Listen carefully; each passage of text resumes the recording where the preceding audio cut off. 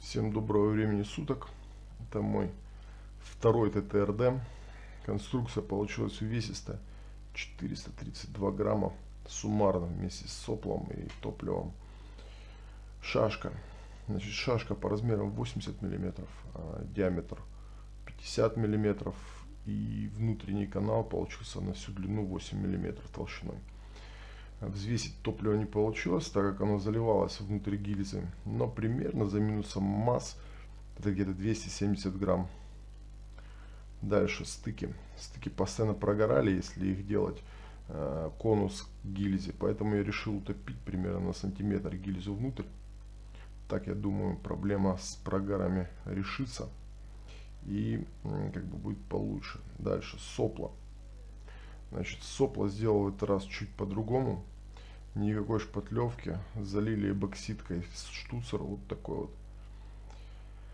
Штуцер, конечно, в перспективе можно будет обрезать, если он пойдет, потому как вот эта вот резьба на краю, она лишняя, где-то примерно вот так вот. Вот. Ну и, конечно, нужно будет сравнивать с чем-то. Это сопла классическая, да.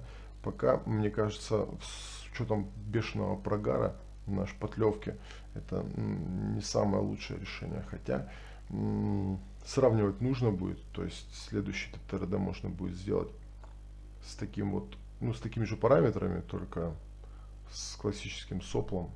Подумать что по этому поводу. Дальше корпус. Корпус, значит, сделан из ватмана.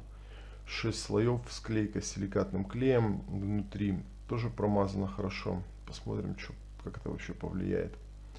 Верхний конус сделан немножко, наверное, неправильно, но время покажет. Попробуем. Это заливка миллиметр 3-4 морозостойким клеем.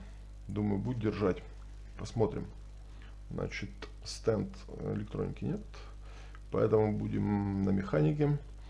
Камера засечки, пружина.